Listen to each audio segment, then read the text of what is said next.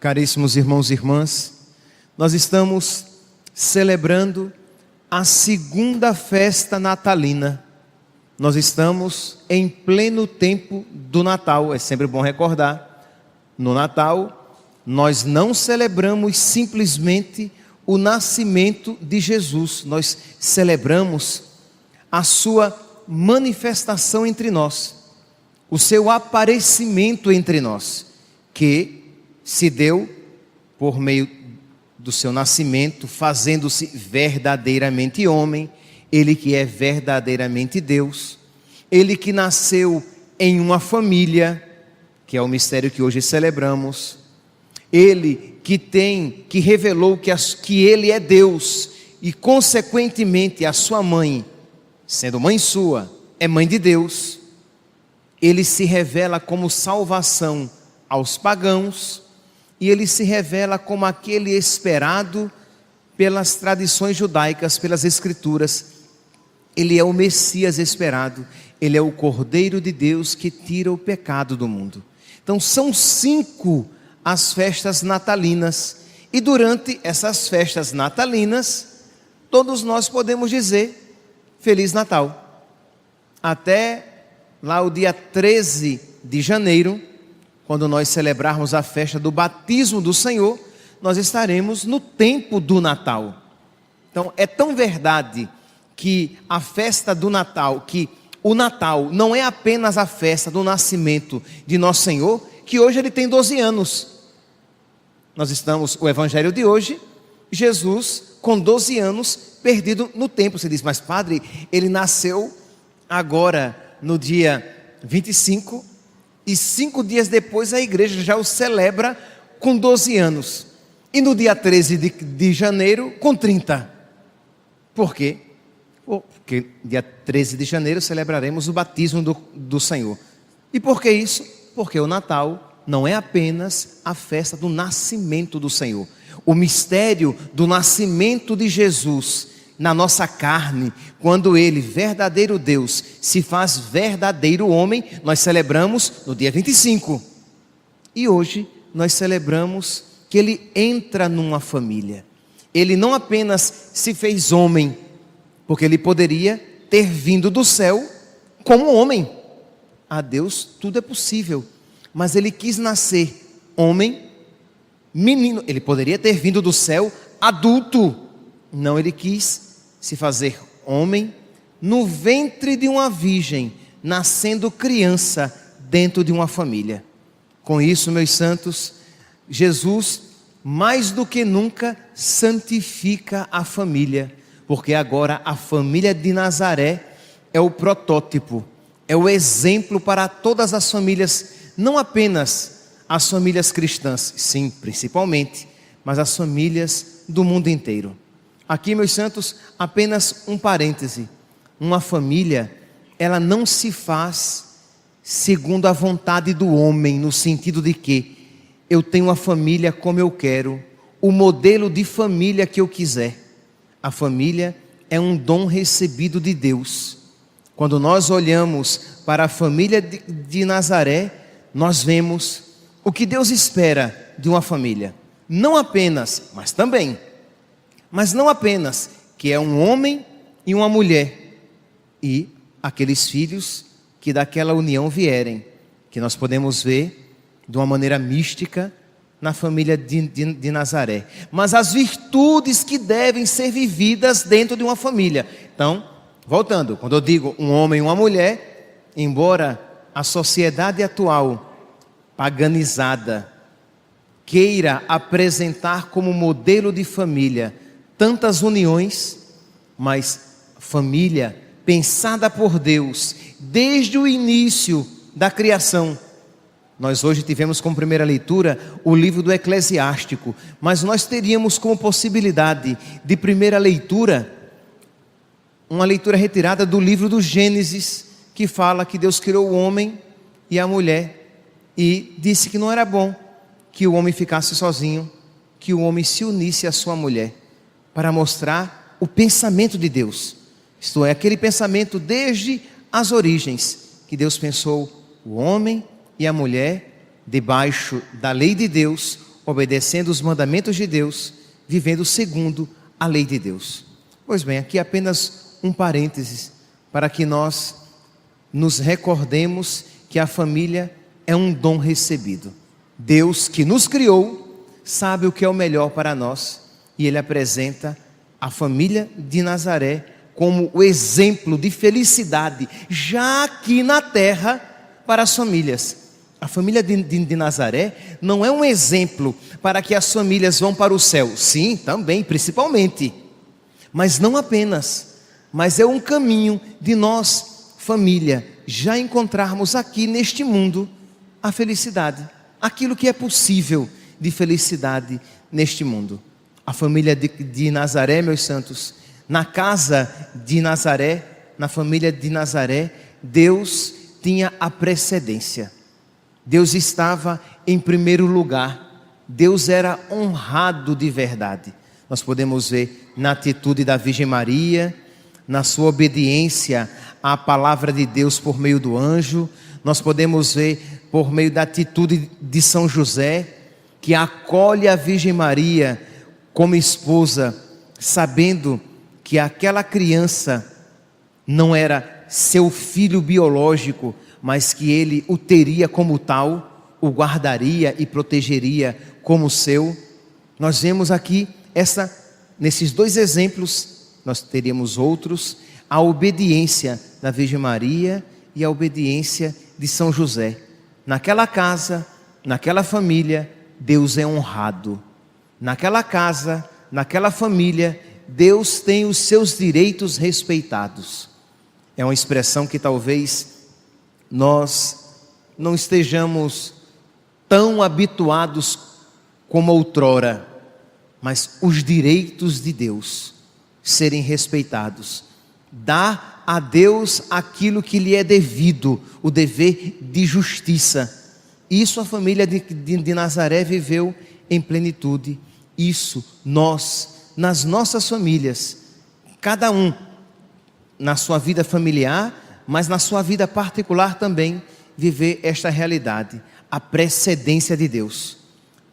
Deus sempre em primeiro lugar, a submissão, a feliz submissão e obediência a Deus, porque Ele sabe o que é o melhor para mim, porque Ele é Deus e eu não sou Deus, porque Ele é Senhor e eu sou criatura, porque Ele me ama e Ele quer o melhor para mim. E eu não me amo tanto para que no meu amor por mim eu possa confiar. Eis aqui, meus santos, um ponto importantíssimo. Eu não me amo tanto para que no meu amor por mim eu possa confiar. O meu amor por mim é doente. O meu amor por mim é muitas vezes mesclado de egoísmo. Então, neste sentimento que eu tenho por mim mesmo, eu não posso confiar, mas no amor de Deus, mesmo quando incompreensível, mesmo quando doloroso, neste sempre eu posso confiar. Nós vemos isso, meus santos, por exemplo, na família de Nazaré, quando, por exemplo, na leitura de hoje mesmo, quando Jesus diz à sua mãe e ao seu pai, segundo a lei, a São José: não sabias que eu devo me ocupar das coisas do meu pai? E diz a palavra que eles não compreenderam aquela palavra. Em que consistiria o serviço e a dedicação de Jesus ao seu pai? Eles não compreenderam, mas guardaram tudo no coração.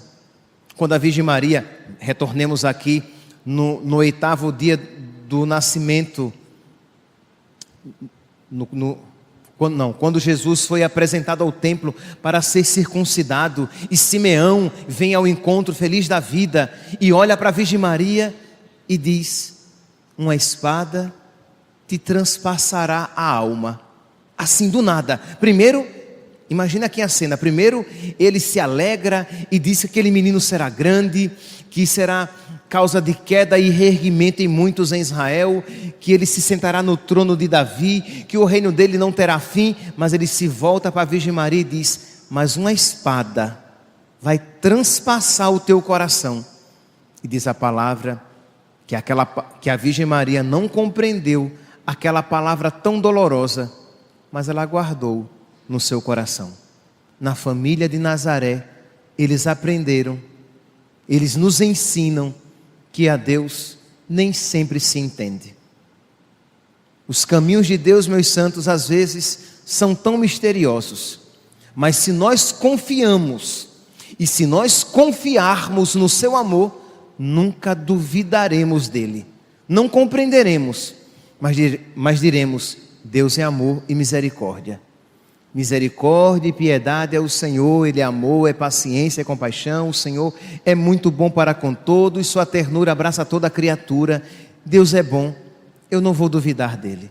Eu hoje estou chorando, eu hoje estou sofrendo, hoje eu me sinto desamparado, mas Ele está cuidando de mim. Imagina a Virgem Maria com o menino Jesus correndo às pressas, fugindo com seu filho. Por quê? Porque Herodes queria matá-lo.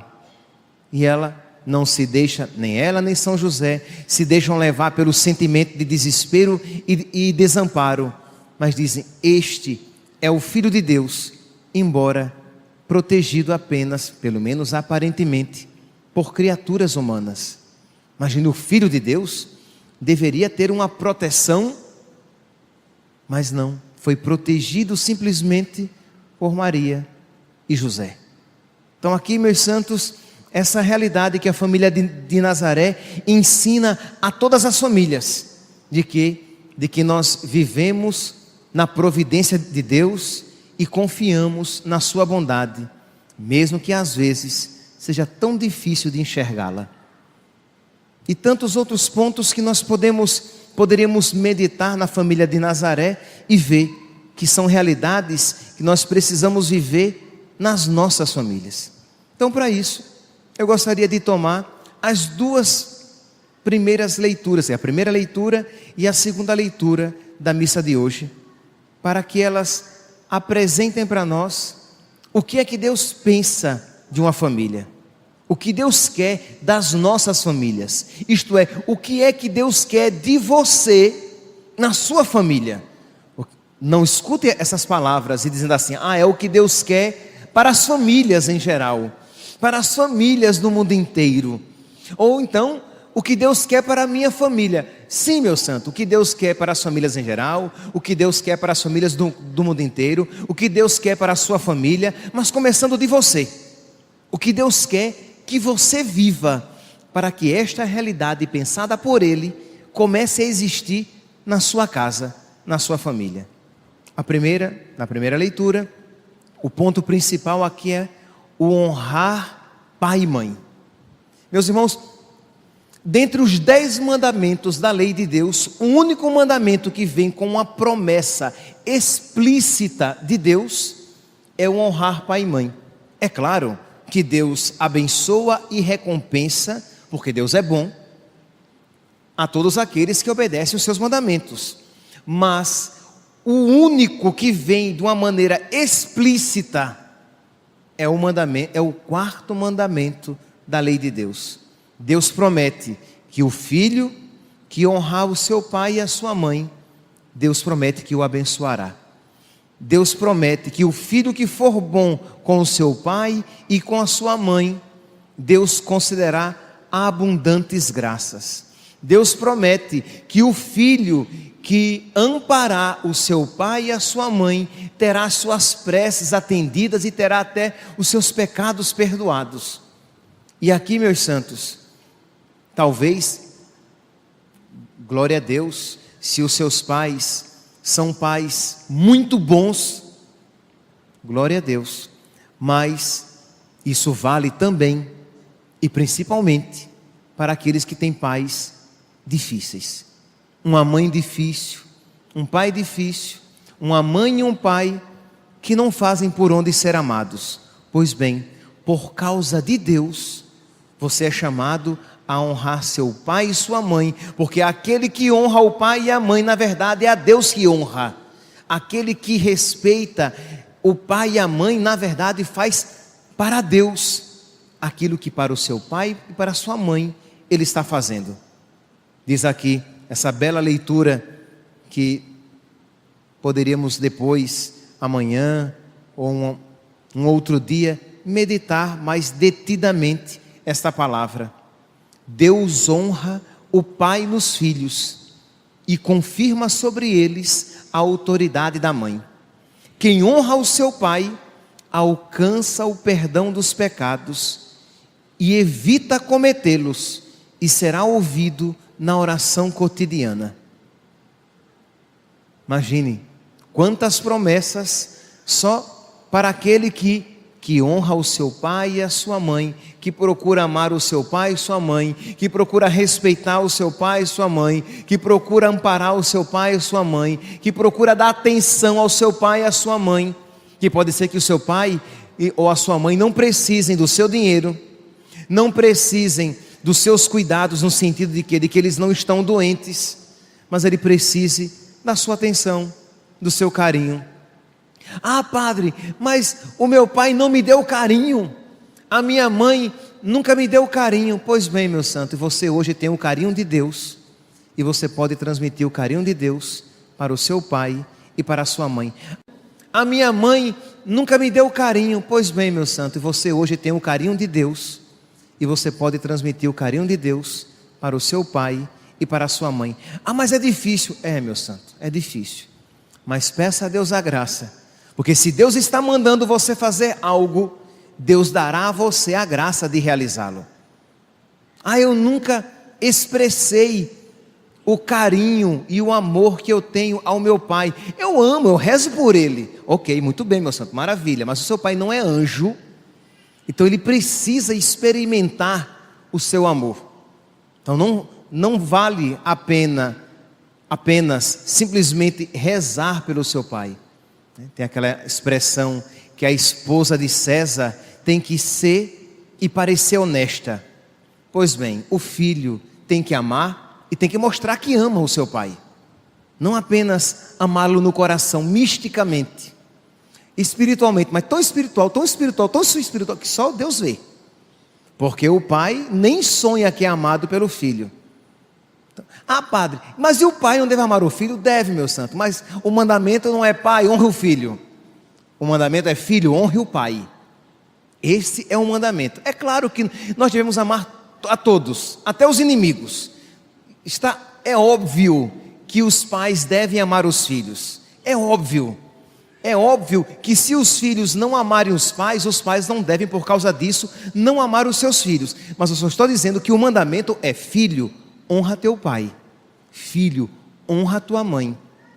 Vocês podem, tem lá nos 10 mandamentos, no livro do Deuteronômio, no capítulo 5, versículo 16, tem: honra teu pai e tua mãe, como o Senhor teu Deus te ordenou, para que vivas por longo tempo e sejas feliz na terra que o Senhor teu Deus te vai dar, para que tenhas uma vida longa.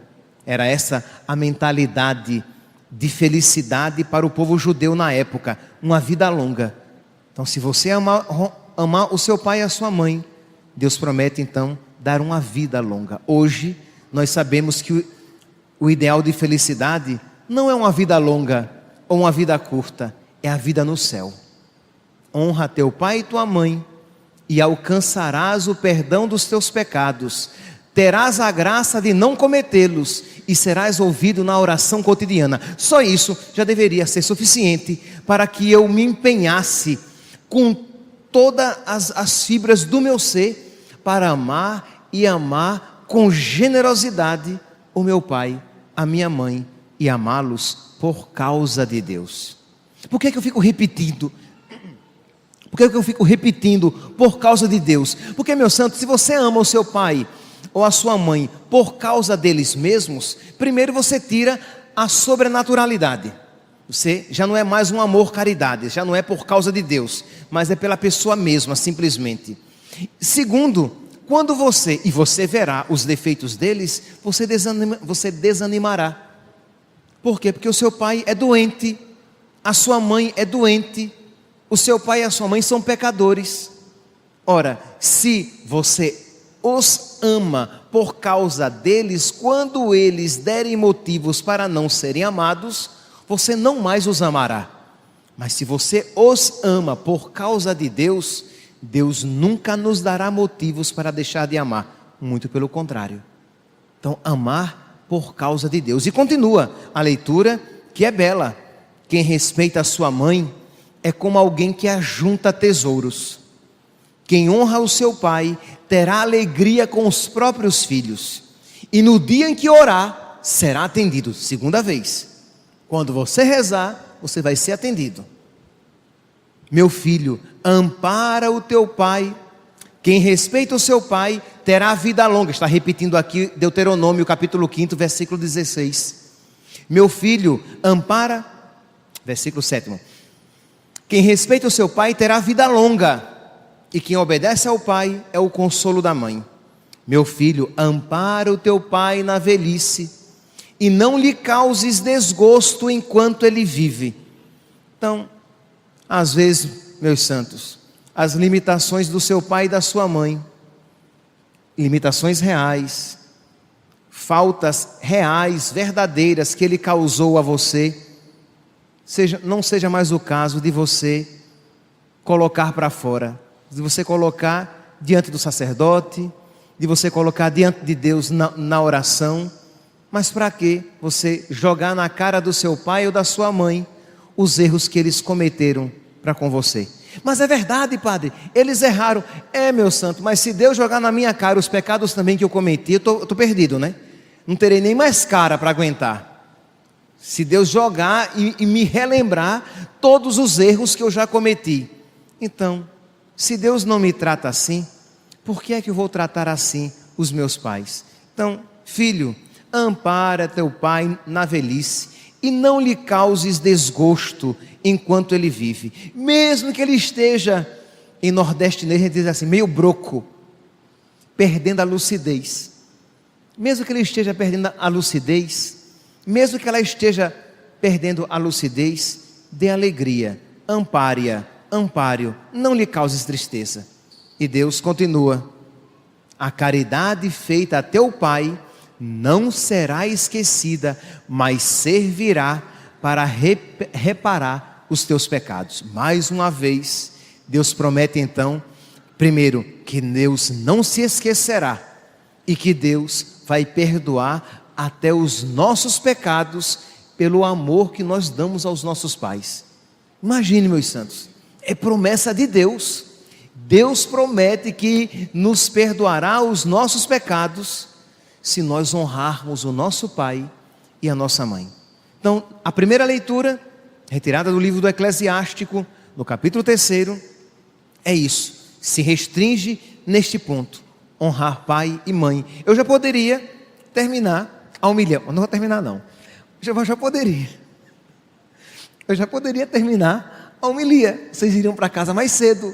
Mas tem um outro ponto que eu vou desenvolver, mas que já é fundamental, né? Este ponto aqui, para que todos nós reflitamos. Todo mundo tem um pai, todo mundo tem uma mãe. Se não tem o pai biológico, tem alguém que fez as vezes dele e cuidou de você como tal, como filho. Um avô, uma avó. E se você não tem pai, talvez você traga o pai biológico, você traga a mágoa dele porque ele abandonou você. Pois bem, é a ocasião de você perdoá-lo, perdoá-la no seu coração, de você se reconciliar com ele por causa de Deus. Pois bem, essa é a primeira leitura. Na segunda leitura, São Paulo dá um outro tópico para que nós possamos nos aproximar da família de Nazaré, para que na nossa família o amor da família de Nazaré esteja presente. Qual é a condição? O amor mútuo. São Paulo diz, se não houver amor mútuo, a família vai ser um inferno. Se não houver amor mútuo, os filhos matarão os pais e os pais matarão os filhos. Se não, de fato, no coração. Isto é, pais que mataram seus filhos nos seus corações e não os perdoam pelas suas faltas, ou vice-versa. Maridos que não suportam suas esposas, ou as esposas que mataram os seus maridos nos seus corações. Por quê? Porque o amor mútuo desapareceu. Amor este que eu dou ao meu irmão, ao meu pai, ao meu filho, à minha esposa, ao meu marido, por causa de Deus. Lembra, meus santos, se Deus deixa de ser a referência de todos os nossos atos, nós iremos nos engalfiar, nós iremos nos matar uns aos outros.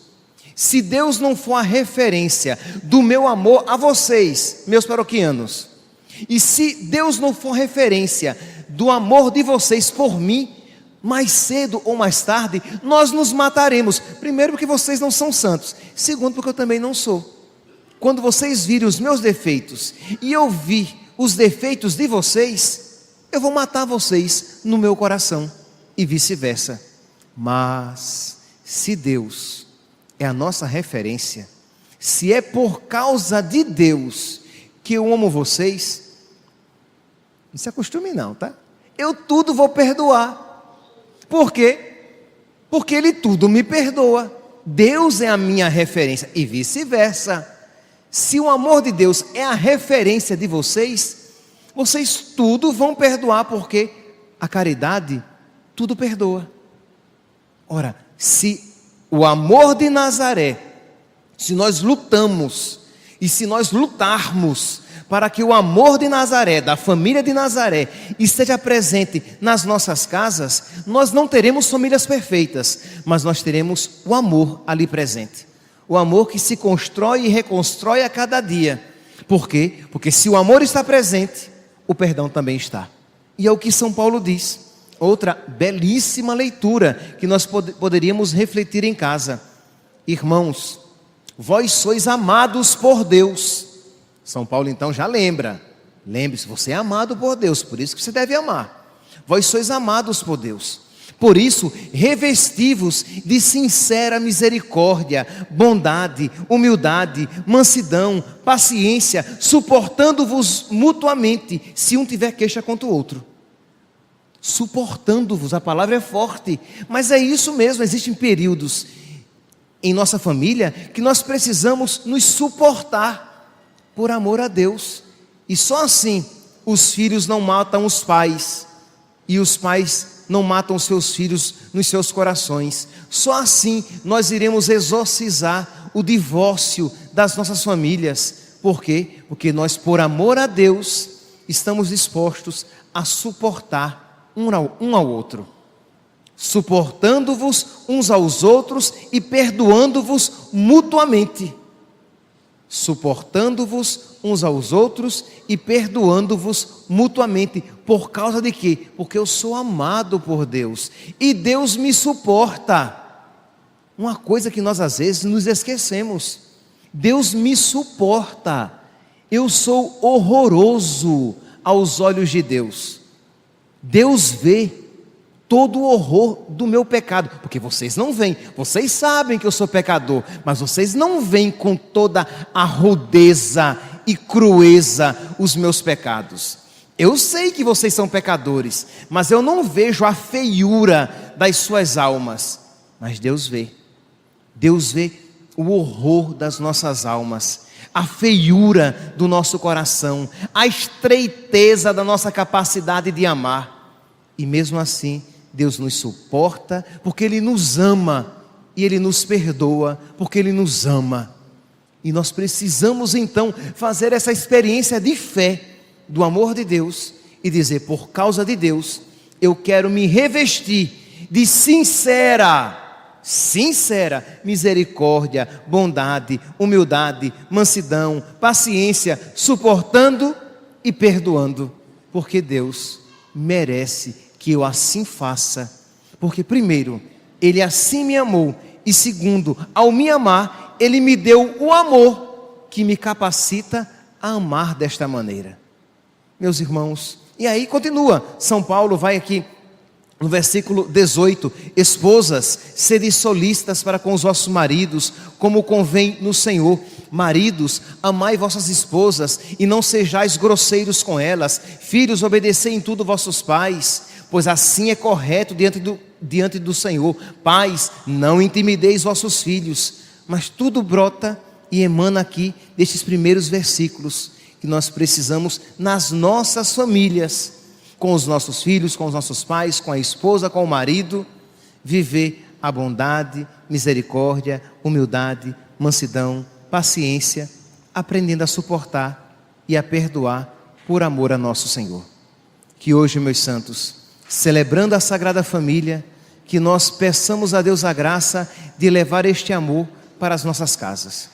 Talvez o seu pai não esteja aqui, ou os seus filhos não estejam aqui, mas você que está, você é convidado a começar a plantar essa realidade lá na sua casa.